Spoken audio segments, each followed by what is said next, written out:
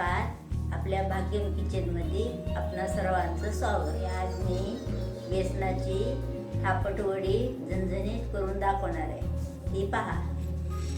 आपल्याला भाजीसाठी हे लागणारे मसाले: एक कांदा, टमाटर, खोबरं, एक तुकडा अद्रकीचा, हे लसूण 5-6 पाकळ्या, हे शहाजिरे, हे तेजपान, हे दालचिनी आणि हे चक्रफूल आणि मोठी इलायची. हे माझ्याकडे आता जाळी नाही, हे झाऱ्यात पण सगळीकडे भाजल्या जाते. मी झाऱ्या घेऊन याच्यात भाजून घेते. हे भाजलेत, आपण काढून घेऊ. आता हे राहिलेले मसाले सगळे भाजून घेऊ.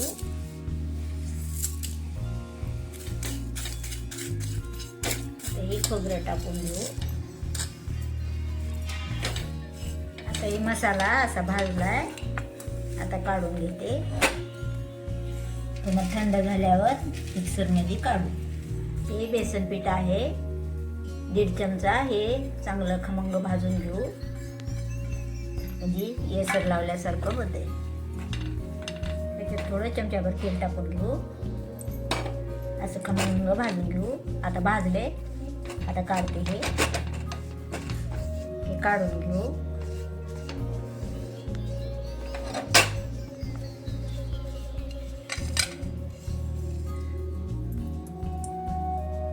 वड्यासाठी आपण पिठलं करून घेऊ घट्ट. ही 1 चमचा मोहरी, थोडे हिंग, थोडी कस्तुरी मेथी, हे हळद, हे तिखट, हे मीठ.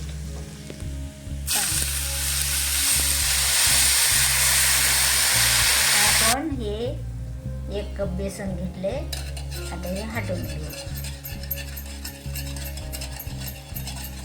हे आता असं झालं गोळा. आता आपण थापून घेऊ. आता आपण हे थापून घेऊ. ताटाला अगोदर तेल लावून घेतले. नाही तेल लावलं तर पण चालतंय.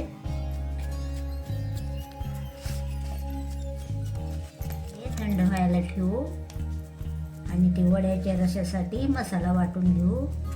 आपल्याला त्याची रसाभाजी करायची. हे आपण कांदा टमाटा भाजलेला टाकून देऊ. असं टाकून देऊ.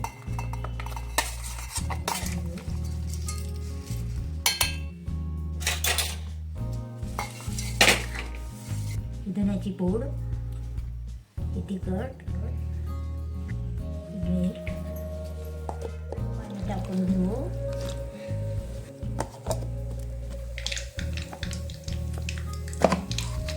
मसाल्याचं वाटण आता असं झालं. त्याच्यात आपण फोडणी करून घेऊ. वड्यासाठी तेल टाकून घेते. मोहरी टाकून घेऊ. जिरे टाकू, मोहरी टाकू. मसाला टाकून घेऊ आपण.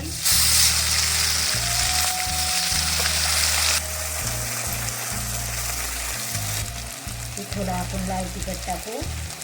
मसाल्यात पण टाकले.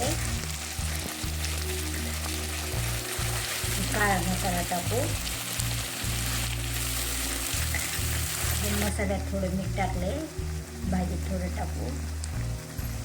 तर मसाला असं छान झालाय, शिजला आहे. आता आपण म्हणजे पाणी टाकू. जेवढी भाजी करायची आहे तेवढंच पाणी टाकून.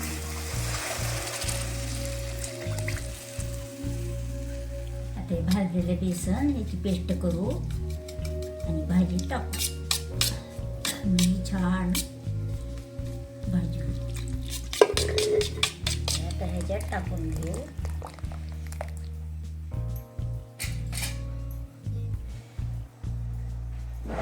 थोडं मीठ टाकून घेऊ. आता हे बेसन थंड झाले, त्याच्या वड्या पाडून घेऊ.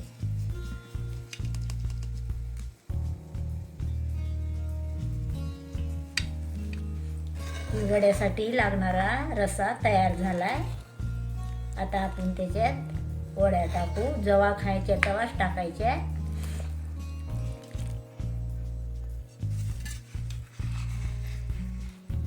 या अशा आपल्या वड्या तयार झाल्या. आता आपण रशात टाकून खाऊ शकतो. भातासोबत, भाकरीसोबत. अशा ह्याच्यात टाकून घेऊ आपण वड्या.